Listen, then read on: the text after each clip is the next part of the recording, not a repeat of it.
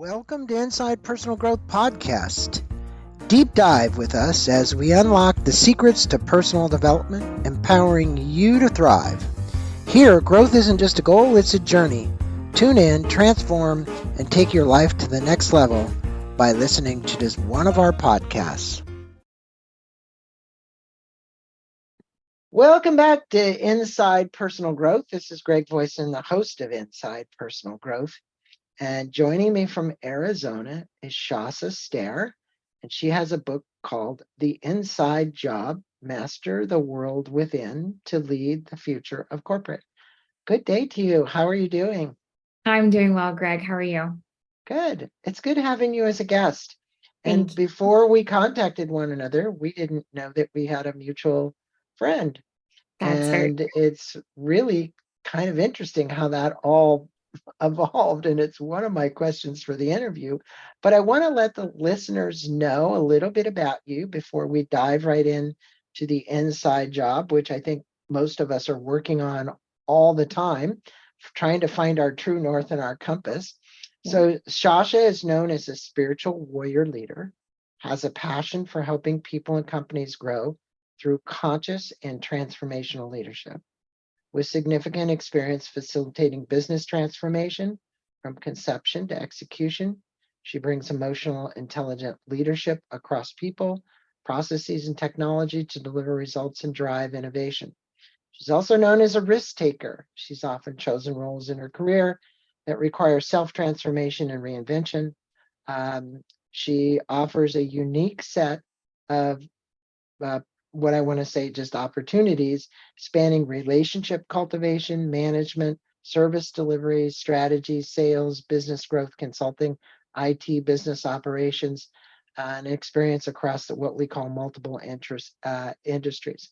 As an emotional, intelligent leader, her transparent, open communication styles provided critical framework for cultivating trust, teamwork, and collaboration, and has been an essential component of the program or performance. You can learn more about her by going to her website, where we're going to put a link to that as well. And we want to thank you for taking this time to be on the show. And I want to give my listeners verbally, just so I do it, it's www.sashastair, SASHASTAIR.com. And that's where you can learn more about her. Well, I said to the listeners when we started that you and I had a mutual connection. I'm going to start off right there, because this spiritual teacher, who we both kind of aligned with very deeply, touched both of our lives deeply and is no longer with us. And I didn't know that till I actually had talked with you. You told me a lot about your journey, and you wrote in the introduction of this book about Cindy, Cindy Sobert, by the way. Can you tell the audience about your encounter with Cindy and why you decided to write this book? I think that's always a great place to start, because, a lot of people think about writing a book, they don't ever get it done. Yeah, that's a great question on both fronts. So I met Cindy in a yoga studio in Del Mar, which is a small town on the coast of San Diego, for those who don't know it. Arguably, if not my favorite place, one of my favorite places on earth. And she and I were both in a yoga class. And at the end of class, they made an announcement that she was going to be hosting a workshop that weekend around, I think, something related to authenticity and like finding your purpose. And at the time, I was in my early 20s. I was in medical device sales. I was very successful, very heavily in my masculine energy. And when I heard about it, it resonated like on an intuitive level, but my mental conception of it was like, what the heck is that? Like, I don't understand what she's talking about. And so I went up to her, and I kid you not, I literally looked at her and said, if I come to this workshop, what am I going to get out of it? And she just laughed, right? It threw her back on her heels, because I think in that moment, she knew of all the people in that yoga studio, I probably needed the workshop the most. And that was the inception of our relationship. And I'm one of those people that doesn't really do things small or one toe in the water. So I dove right into the deep end. And after that workshop, though it was very uncomfortable for me, because there's a lot of topics that start to come up when you're looking at yourself in the mirror, I knew intuitively and in my heart that I needed more of that work. And so I ended up doing one-on-one coaching with her, signed up for a retreat that she hosted on Maui, eventually ended up co-hosting that retreat with her for years. And the rest is history. We became immediate family. We used to call each other soul sisters. We both have heritage back to Croatia. And so we used to always joke that there's probably some lineage there. And the book itself, it wasn't a direct result of working with her, but most certainly an indirect result. I don't think I would have ever come to a point where I would be able to share my journey without having started that and having her be the catalyst to the beginning of that, what I call spiritual path and spiritual walk. And it's funny you mentioned that people want to write a book, but don't always get around to it. I wanted to for a long time. And I started a couple of other books and I never did finish it. And at some point, a friend of mine started a publishing firm. She had me co-author a couple of books, and I just started to feel like I could do more. And I had gone through enough of my healing journey, about 15 years at that point, that I felt like there was something inside of me bigger that needed to come out. And ironically, I chose to go back to the island of Maui, which was a special place for Cindy and I. And I sat down with a cup of coffee, actually a macadamia nut latte to be specific. And I just started writing, and it was as if the words poured out of me from another source. And it was a very beautiful experience. One I often hear from other authors that they feel like someone else is writing through them. So that's how Yeah, the came to be, it and how is. Cindy and I came to be. I've done 3 books, and I would say on almost all of them, 2 of them co-authored, one of them mine. The one that was fully mine, definitely that's exactly the experiences. It Yeah. flowed through me. It came through me. It reminds me of Cindy talking about, my spirit animal. Yeah. Was it the butterfly? And actually, the hummingbird is on my logo. Mm. And so we had lots of discussions about our spirit animals, which at the time, it was kind of like I didn't understand even way back then much about all that. But now I definitely do after 17 years of doing this podcast and talking to people from all areas of spirituality and wellness. So it's Yeah. really cool. Now, your book, you speak about the relationship with ourselves. And, Mhm. just like you asked Cindy when you took her or seminar, what am I going to get out of this? The listeners are sitting out there right now going, relationship with ourself. Yeah. I get that. What does that mean, Sasha? And Yeah. the inside job. We need to embark upon that. And if you would kind of address this self inventory, which leads to greater self awareness, because, you know, we like to brush things as a species under the rug, just keep like, right. I'm surprised most people don't have mounds of stuff where the rug is just heaped in front of them, because they don't really want to address it. They don't want to get to the core issue of it. And that's really what you're talking about with our relationship with ourselves. It's getting to the core issue. Can you talk with us about a little bit about your journey and how do we take the self inventory to get clear about what's Yeah. going on? No, they're great questions. It helps provide a little context. Being out in the corporate world and watching people try to do things, change things, be things, I noticed so much of it happens outside of ourselves, right? And a lot of people act out from a place of emotion. And I did a lot of work. I ran a nonprofit to prevent sexual violence for a time frame, and I did a lot of work during that time to really research and get to the root of why do people act out in violence to begin with, whether it's against themselves or someone else, right? So whether you're bullying somebody or whether you're cutting yourself, whether it's sexual violence or otherwise. And Was what we that when you, pardon me, but was that when you were yeah, speaking to the sororities and fraternities at San Diego State? yeah, I continued that work long after, but yes, that's where that started. Okay. And I think it was really critical for people to recognize that it starts from within, right? And if we don't have an ability to look within and to understand what's going on inside of ourselves, then we're not going to be able to fully understand why we respond to the world outside of ourselves. And so when you think about a relationship to self, what we used to talk about at Genes for Justice, which was that nonprofit, is if you can't have a healthy relationship with yourself first, it's going to be very challenging for you to have that with others. And it does sound a little ethereal, but the more you get to the root of it, the more it makes sense. And I'll dive into that per your other questions.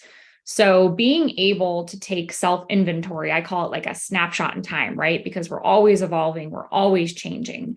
But being able to look in the mirror, which is really hard for people to do. And I say look in the mirror, but it's really a metaphor for looking within, like go fully deep past what you see on the surface level and understand, okay, how am I in this moment emotionally, energetically?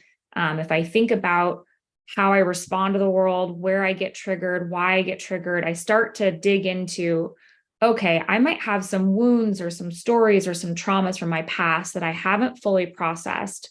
And as a result, I act out in a certain way that's not necessarily becoming of my true self and is certainly not a healthy way to interact with the world. But again, in order to address that, you got to go within, right? And so when we start to take that self inventory or that snapshot and we start to really do that work and ask those questions, get introspective, get really quiet and listen and trust that we know within ourselves the answers that we need to hear, even if we don't like hearing them, then we can start to do that work to become more self aware and identify, okay, where do I have opportunity to change and grow? And it's a hard practice because people typically you have the type of people, and there's all walks of life, but generally the two extremes are going to be either I'm not going to look at it, I don't want to face it, it's too painful. And so I'm going to create this ridiculous mask and go out and be in the world as someone I'm not. Or I'm going to beat the crap out of myself, treat myself terribly, speak to myself terribly, and kind of cower back into a shell. And there's variations, right? And people can have both, but you do usually see the more gregarious outward mask or the more timid, shy, hiding from the world mask. Both And are signs of I we think haven't for done a the work. lot of I think for a lot of people, Sasha, pardon for interrupting, but You're fine. especially with men, I'm not certain this is 100% true for women, but they'll have an issue, Mhm. like we're talking about a deep-seated Mhm. hurt or issue, and they'll say, "Oh, it doesn't matter." Mhm.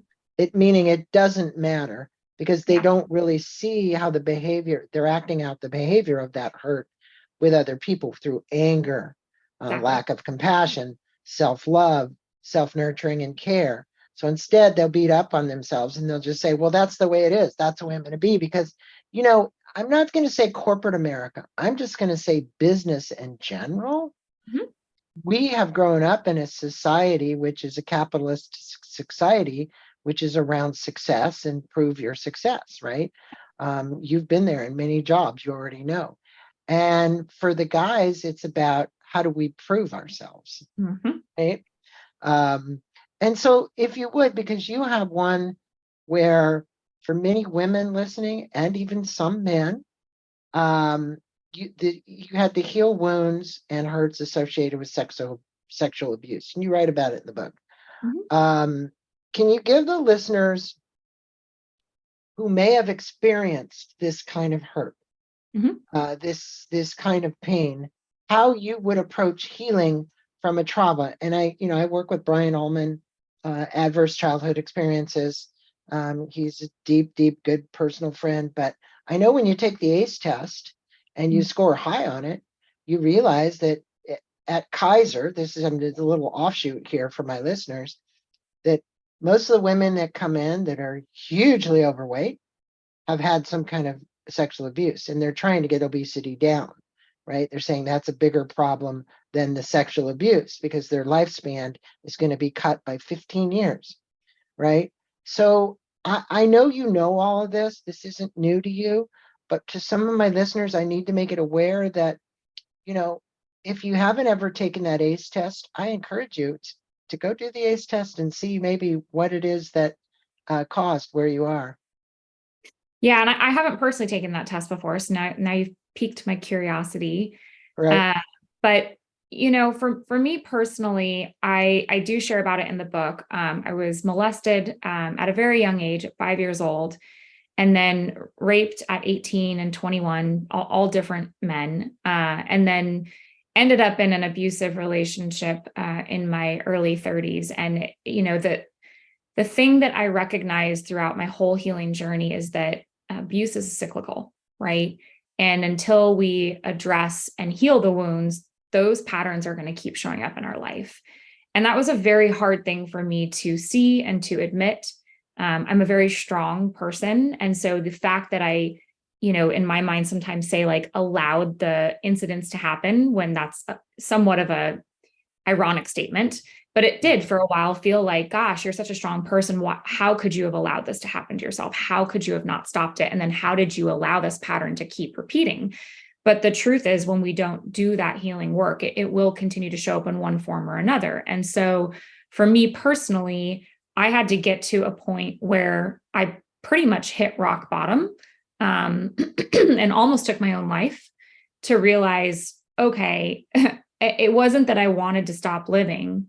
It was, I don't want to keep living the life I'm living, which is in part denying that these things happened to me, letting go of the shame around what had happened to me, and really seeking out the support systems and structures I needed to move through it and ultimately past it, because you can't go around it, right? Right. So it's hard because each person's healing journey will look different, and there's different modalities available. So I can't give you a silver bullet or a one prescription that I can write on a card, but the things that worked for me, for one, surrounding myself at I started volunteering at the nonprofit before I ran it.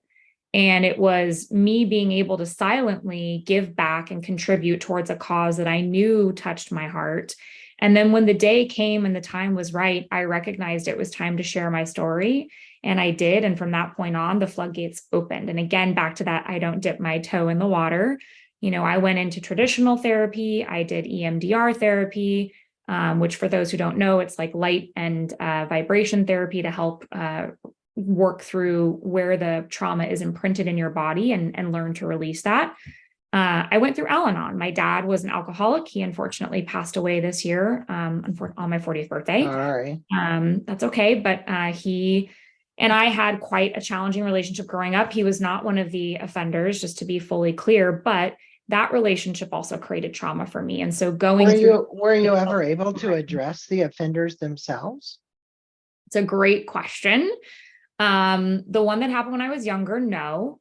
The one at 18, I did. And the one at 21, I did, but it was limited in the sense that they didn't fully understand what they had done and how bad Yeah. it was. Right. So when I addressed them both, it was very short lived, and then it was kind of done. And that was that. The gentleman that did what he did at 18 did eventually reach back out to me years later and apologize on Facebook. And it was nice to have that, but I was not in a great place to receive it at that time, but I appreciate that he did that. And for the record, I hold immense compassion and forgiveness for all of them, because like I said earlier, sexual violence is cyclical. So something happened to each of those young men that caused them to be in a place where they acted out. And that doesn't mean it's okay. And that doesn't mean that I have to forgive them if I don't want to. But in truth, forgiveness is for yourself more than it is for them, right? Holding on to that in my body is not healthy for me. And so I chose to forgive all of them and to move past and to let go, because that was part of my healing journey. Not everyone is able to do that, and it's to each their own. But yeah, I did confront the two older ones, and like I said, it was probably not as healing and holistic as I would have liked, but it was the best I could do in that moment. So, Sasha, do you ever think about, because I know you're a very spiritual person, you couldn't have been with Cindy and gone through all this, and I mean spiritual, not religious. Do you ever think about the karma of those events? And if so, this is a great thing because I see what you've learned from it, right? You've learned so much writing this book, being part of these nonprofits, taking affirmative action in this area.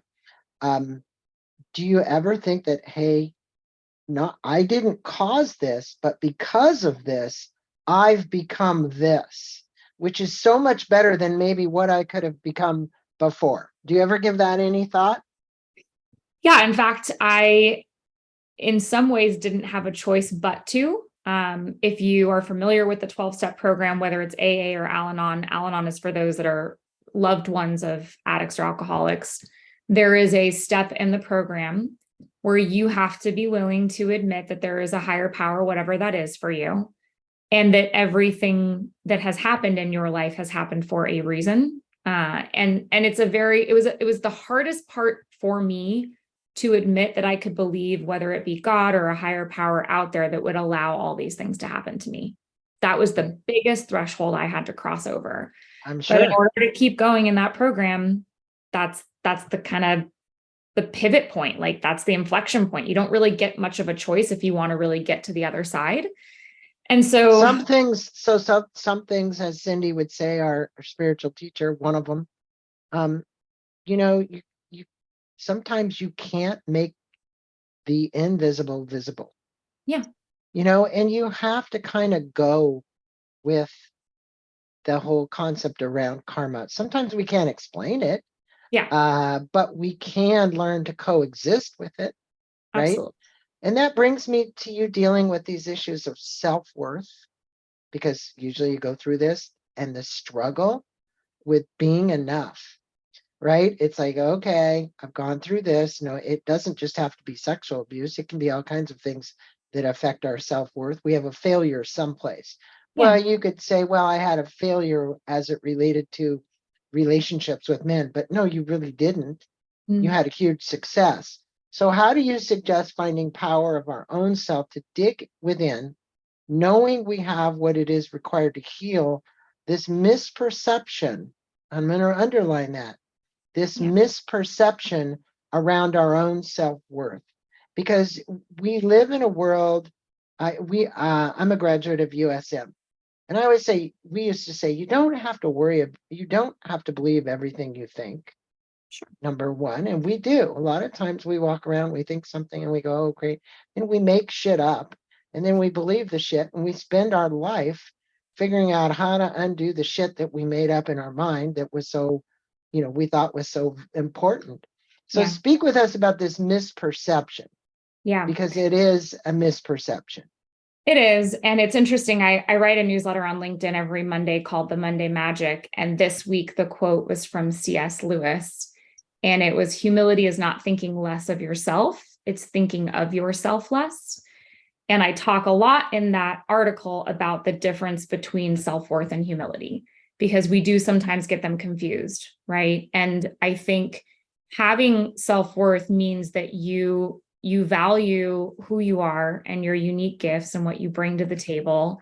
You are willing to accept what's happened to you in your life and meet it with as much grace as you can, and not judge yourself. Or if you're going to judge yourself, because it is a natural human tendency to learn to hold as much compassion for yourself as you can, but ultimately that you're not allowing someone else to define that worth, that you really focus on what that looks like for you and how to get to a place of having enough value in who you are and what you bring to the table. And then on the other side of that, it allows you, once you have worked on that for yourself, then you can put self aside and you can focus on that humility and being a bigger space for others. And I think those two things are so critical, and they go hand in hand, because we get wrapped around the axle on worthiness and being good enough. And as a result, we somewhat get a little bit self-centered, right? Because we're so focused on the negative and the victim mode, and we're not really looking at the ability to step into being empowered and to really owning our truth and really valuing what we bring to the table, which again allows us to be in servant leadership. So Yeah, no, it is a dance that we're playing, and it's so valuable to understand that, if we're waiting for, and I said this on another podcast earlier this morning, if we're waiting for someone else to make us happy, we're going to be waiting forever. for a We long time, need to, we're responsible, 100% responsible for our own actions, our own thoughts, right? and how we uh, perceive happiness in our life. On the Agree. other hand, there's this, as you know, this anger side, Mm. which is angry about a lot of things because we're so attached to an expectation, especially in the business world. Yep. And I think that we see men act out of anger, maybe more than women, as a result of the expectation not being met the way that they thought. And the more of those that happen, the more angry they get. Um, I would ask you at this point, you have a self-awareness exercise in the book. Mhm. Would you like to take a moment in this podcast to guide people to a place of center and experience what it's like to be alive, awake, present, and aware? Thank you for that question. So, to clarify, one of the things that I like to walk coaching clients or anyone that wants the support through is how to become generally aware, so that then as you look at self-awareness, it's a little bit easier to digest. And so the exercise is really just about getting in touch with and aware of your senses, so that as you do the self-awareness exercise, you have that at your fingertips. So what I typically do, and I'll do it right here, is I ask people who are joining me to find a way to sit comfortably. I love doing this outside, but we're inside, so we're going to make it work. Okay. But I ask people to, if they're comfortable, put your feet both firmly on the ground so you can feel the ground underneath you, and then to softly close your eyes. So I'm going to do that as I walk through it. And I'm going to walk through a little bit of context before I dive right into it. But ultimately, what we're going to do is we're going to bring forward all of our senses so that we can become hyper aware of what those senses are and what we're feeling in any given moment. And what that really does is it helps us create presence. And when we're present, then we have the ability from a grounded center place to do the self-awareness work. So with that, if you have your eyes closed off and your feet on the ground, first thing to do is, whether you're sitting down or you can be laying down too if you prefer, is just to really get comfortable and feel where you are with the earth. For me, I'm sitting in a chair. I can feel the weight of my body being supported and held by that chair. I can feel the ground underneath my feet, and it feels very stable and very secure and supportive. And as I'm sitting here, I'm going to take a few deep breaths just to let go of everything that has been in my space up until this moment. So I'm going to just do that, and feel free to join me.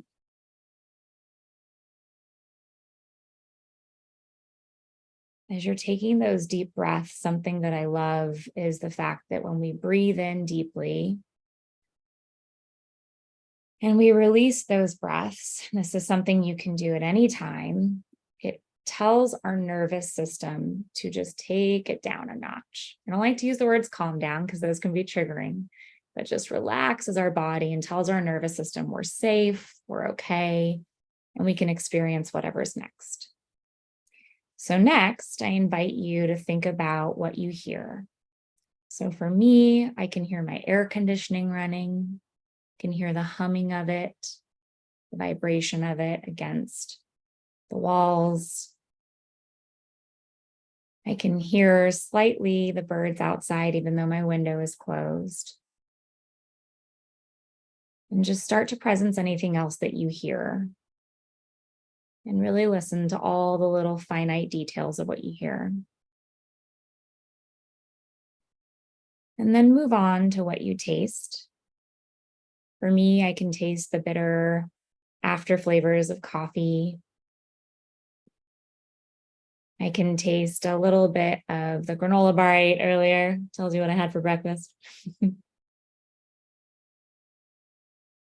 then start to feel things. So what do you feel? I feel the slippers on my feet, the softness of them, the warmth of them.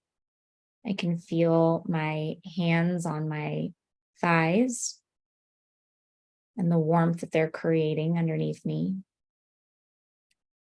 I can feel the imbalance of my chair because I tend to sit on the right side of it. And so it puts me at a tilt. And as you continue to work through all the different senses, just really lean into, again, what you hear, what you feel, what you taste. And ultimately, when you're ready, I'm going to ask you, but not quite yet, to open your eyes. And I want you to really pay attention when you open your eyes to what you see, and just take a minute to look around and notice if things are a little bit more clear, a little bit more sharp. Perhaps you see more color than you did before. Perhaps you notice detail that you wouldn't have otherwise. So when you're ready, just softly open your eyes and look around. For me, the brightness after having my eyes closed from the beautiful sun shining in is so much brighter. The bougainvillea in my front yard, I can see the beautiful fuchsia popping through the bright green leaves. Just so much beauty and wonder in nature. So through that exercise, what we did is feel into our senses, become more aware of that, and be really conscientious about what we hear, what we taste, what we feel, what we ultimately see, what we smell. I didn't do smell. I knew I forgot one. And ultimately, hopefully, it grounded you. And when I say grounded, what I mean is your energy that can be buzzing, especially mine, because I'm a very extroverted person, is now softer, right? Mhm. It's deepened, it's calmed down, a little bit more sunk into my chair. And from this place, I can operate more steadfast, but from a slow, intentional manner. And I highly recommend doing this practice, not just as you think about being more self aware, but also because it helps you approach your day from a place of rooted, grounded calm rather than that energy that's buzzing around us, right? It brings us into our bodies. Centering. And it was a great exercise for myself. All morning long, I've been on pre-interviews or interviews with people, Mhm. and you get a pace, right? And that little break that we took was really good, and I appreciate it. I hope for all my listeners out there that if you were sitting in a chair someplace or at your home, great. If you were in your car, I'm glad you didn't close your eyes during the process. No closing Uh, eyes while driving, yeah, please. yeah, don't do this while driving. Now, you and I talked about this, but your grandmother in the book, who was a fashion designer and a model, she used to do your measurements. She did your bust, your hips, your waist, your hips. And when you were 18, and she finally admitted in her eyes that you were perfect. That's what I read. I know you and I talked about this. Yeah. Um, because she was kind of waiting for you to mature to that kind of thing, is what it seemed like to me when I read. What did this experience do to create, if any, more doubt about your own image as a woman? Yeah. And how long have you had those memories that maybe you carried about that? I know this was maybe a little bit more of a controversial question for you, but or Oh, one you didn't remember, but your grandmother's intent was fine. The question is what was the experience for you? yeah, no, it's a good question. And she that was her world, right? I mean, she being a model and a fashion designer, she was used to having those measurements taken of herself. So it's not surprising that she did the same. I'm not 100% sure what her intent was behind it. We never really talked about that. But for me, growing up, it felt like I was meant to fit into a certain box. And if I didn't fit into that box, then I wasn't good enough. And as I got older, we actually went to a modeling agency once, and they wanted me to sign a contract that would require me to not gain even a half of a pound or a half of an inch anywhere on my body. And I walked away from that and did not sign it because it was kind of a moment of liberation of going, you know what, enough is enough. I'm done being measured by a box. I do not fit in a box. I do not fit in a cage. For those that know and love me, I think they would know that it would be a crime to cage this bird who likes to fly all over the world. But it really impacted my self-image and my body image. And you asked me, how has that journey been and where am I? It's ongoing. I wish I could tell you it's done. It's not done. I think also going through sexual abuse and trauma, especially from such a young age, you're not Yeah, quite sure what is okay, what is right, what is safe, what is healthy. You wonder whether or not your body has value aside from being an object that's used. And that's a hard pill to swallow. yeah, And so, it's one I still battle with. And I look in the mirror and I talk to myself a lot and try and talk myself up and just accept the aging. I mean, I turned 40 this year, right?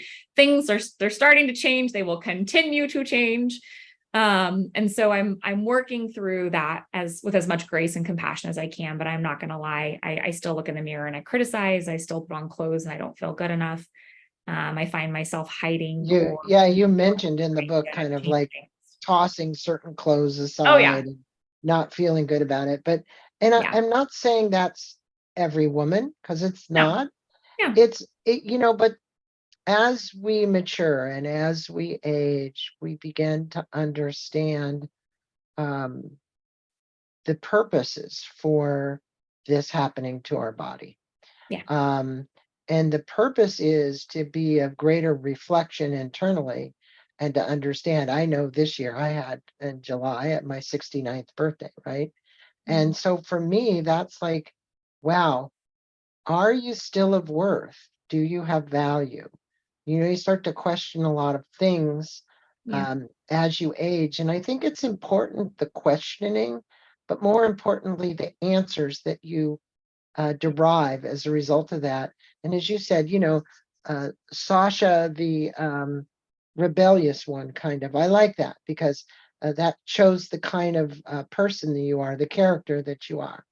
And that brings me to this Inspector Gadget series and about unpacking our past and our patterns and our behaviors, allowing us to go down wallowing lane, as you called it. Yep. You have a list to help us navigate our self judgments. Can you speak to this? Because there was a long list in the There was a book. long list. Yeah, Yeah. it's a very long list, and we don't need to cover them all. But my Sure. point is that I was just talking about aging and coexisting with what it is that my mind is telling me about that. Yeah. I could go down wallowing lane and go, oh my God, am I ever going to be back to where I was? Whatever. It doesn't matter. What matters is that I'm happy the way that I am. Yeah. And I think that's what we're talking about. This self judgment needs, if we're going to navigate it, let's navigate it to a place where it's positive. So speak 100%. about some of those, that list you had, which must have at least been 15 or 20. Yeah, I know. Sometimes I go off on a tangent. Yeah. So first and foremost, judgment is a natural human tendency. Like our brains judge things very quickly without us really having the ability to bring into consciousness how to stop it, right? It's a subconscious thing that happens. And by the time it gets to our conscious brain, it's a little too late. So I like to start off, and I think the first one I say in the book is like accepting that judgment is a thing that we do helps you immediately disarm it. Because now it's no longer, I have to stop judging. It's okay, I know I'm going to judge. So if I'm going to judge, now what do I do to manage and navigate, to your point, around that judgment? Right. And, one of the greatest things that we can have for ourselves and for others is compassion, right? We don't know what's going on in anyone else's life at any given point in time. And remembering that is extremely important, but also for yourself, right? When you take a snapshot and you look at where you are in a moment in time, you may not love where you are, you may not love everything you see, but you have the ability to shift and to change. And that starts with having compassion and acceptance for where you are. And I think that's a really important starting point with judgment. I also think looking at, do you have the tools that you need, right? A lot of what we've talked about thus far, I wasn't taught any of these concepts growing up, right? Right. Maybe I learned them through experience, but I didn't have anyone sit down with me. And, even in business, we hear a lot about human skills or soft skills, right? But we didn't used to talk about that even in business. So though it's becoming more prevalent, it was not, especially when I was growing up.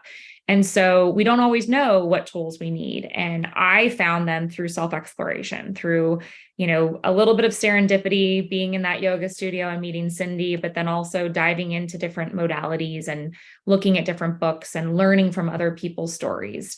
Learning how to process, not wallow, is one of the key ones. And it's a hard one. And so what I've really leaned into for myself and when I coach others is, give yourself time to wallow. It's okay to not be happy. It's okay to have a moment where things aren't great. And depending on the severity of what's happened to you, right? If it's a significant grieving item that you need to work through, it could take longer. But if it's just a bad day, bad moment, it might be 5 minutes, it might be an hour, but allow yourself the time to wallow because you need to get it out of your system, right? And you got to roll around in it for a minute. The point is, don't stay there. Right. So pain is inevitable, suffering is optional, right? Right. So Right. experience the pain. Don't try and hide from it. Don't try and push it down. Experience it, process it, give yourself that time box. And then when you're ready, move on. right? And that is key for judgment as well, because if we stay in judgment forever, we're just going to go round and round in that wallowing lane circle, and that's not healthy either. The other few points is like someone always has it worse and you're never alone, right? And I know those are such cliche statements, but it's so true. And I have pictures of my ancestors sitting at my desk so that on days when I feel like life is really hard, I can look at them and go, yeah, what they went through was way worse than anything I'm going to go through, right? My mom's parents immigrated here from former Yugoslavia during a time of war, and it was not a pretty story. And they didn't see their family ever again, and most of their family died in Yugoslavia. And the circumstances that they had to face to survive, to get to America, to have two daughters abroad in Germany, and then eventually two daughters here in America, and to have no money and speak no English, and ultimately put those four girls through college and come out of it with no debt when they both died, successful business, owning multiple homes. I mean, it is the most inspiring story I could ever learn to live by. And so having things like that to help put in perspective that it could always be worse, and that you're not alone and everyone goes through these journeys, I think really is supportive.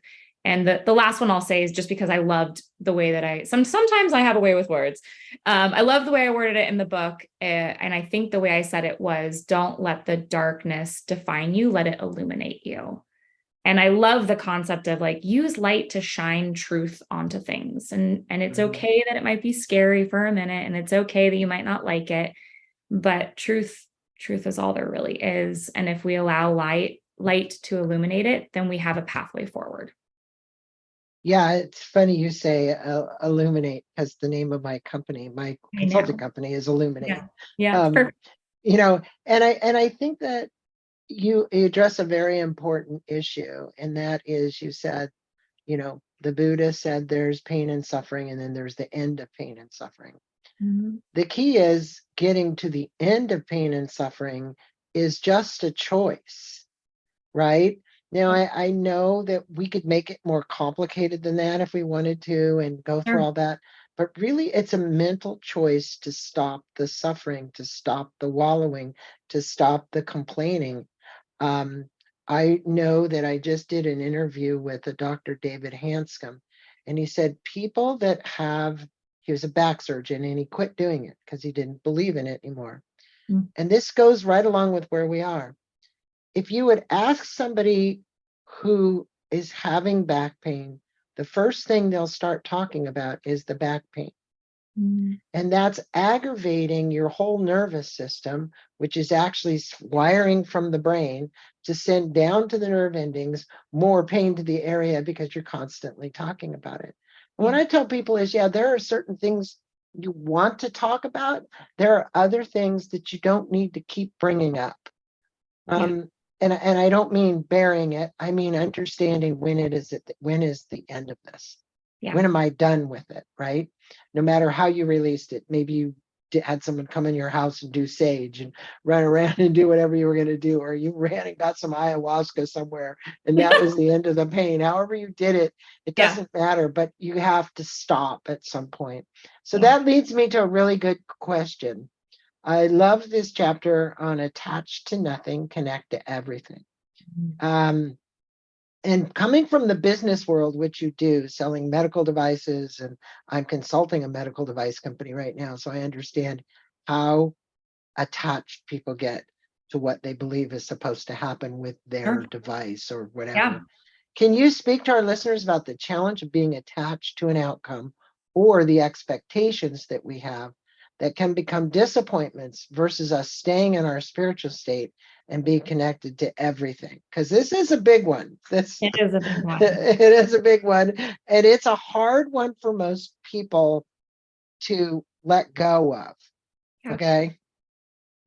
It's very hard. And it is, yet again, one of the ones that I do still struggle with. And I think everyone will always struggle with, because we're constantly being given opportunities to learn, to grow, to evolve, or to stay the same.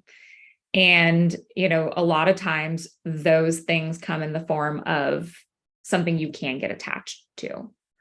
But ultimately, when we attach to things, one of my favorite Pema Chodron, talks about impermanence, right? There's a lot of authors that talk Right, about right, impermanence, right. right? Nothing stays the same. Things are always going to change. And so even just the idea that you could get attached to something in a moment is a little bit of an illusion, because the next moment that happens, that thing actually does change.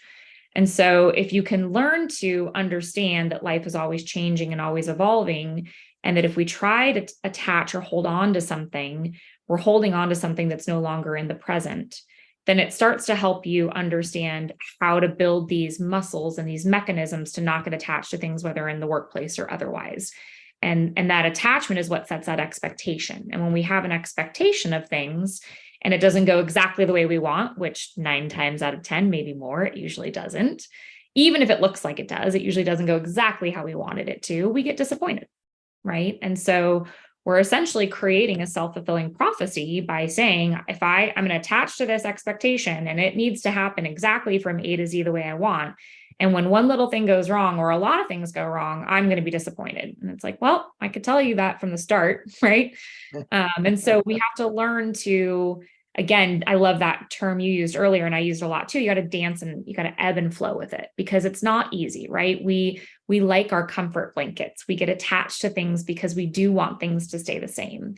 And the irony is we also like change, even if we resist it. Most humans don't love change, but I think we like it. It's exciting, and it gives us a reason to try something new, or to have a new experience, or to feel new, exciting things. But we also get scared of it because we may have a moment in time that's so wonderful and so special, and we just don't want to let go of it. We don't want to lose it. We want to get back to it, but you can't, because it's in the past. But you can, So, but you are saying, look, that I hear what you're saying is that if people understand the ability to thrive in flux, yeah. right?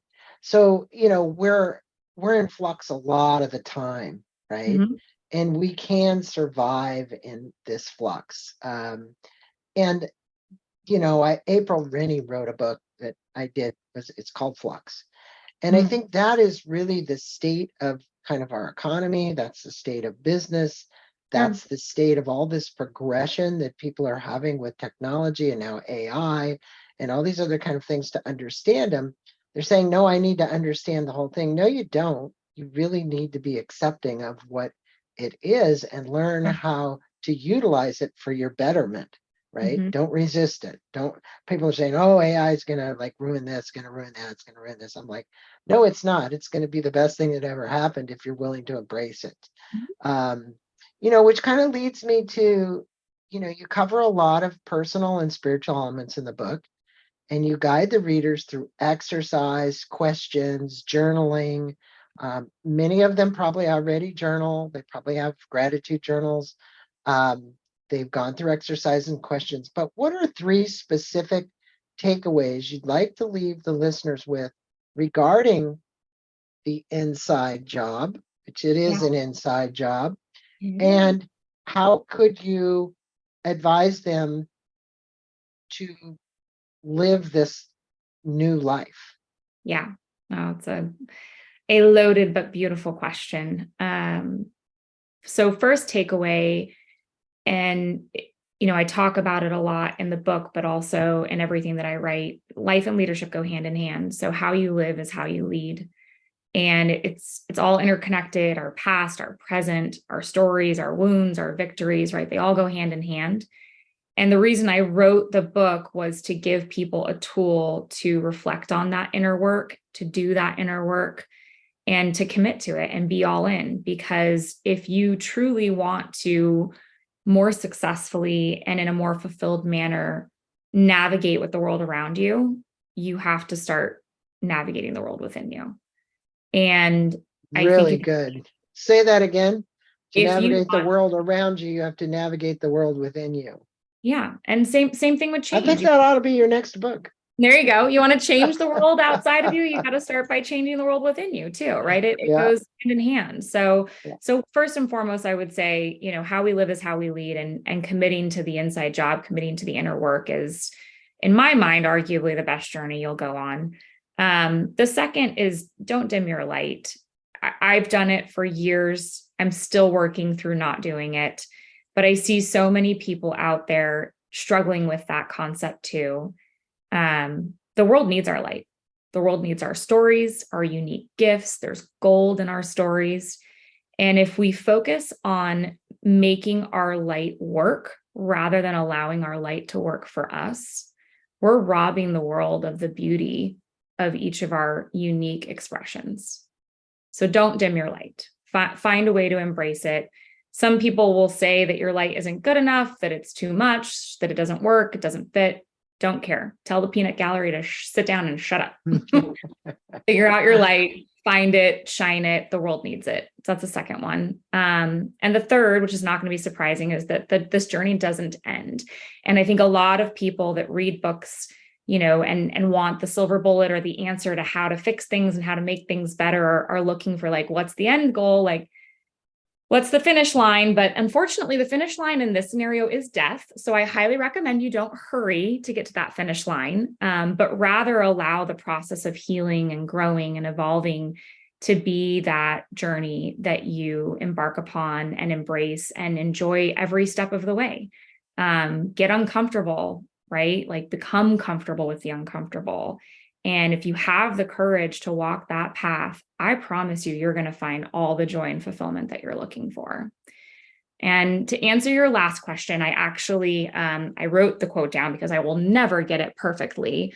But the advice that I would give people is not my own words. And the reason I don't choose my own words is because I love this quote too much not to share it. And it's Elizabeth Gilbert's. If you are brave enough to leave behind everything familiar and comforting and set out on a truth-seeking journey, and if you are truly willing to regard everything that happens to you on that journey as a clue, and if you accept everyone you meet along the way as a teacher, and if you are prepared, most of all, to face and forgive some very difficult realities about yourself, then truth will not be withheld from you. It's a beautiful quote. It really It's a is. great quote. And it's like, I can't Sasha. work any better than she does, so might as well not try. Hey, she covered a lot of ground in a few sentences, right? She did. And I think one of the things that you said to people was really about finitude, right?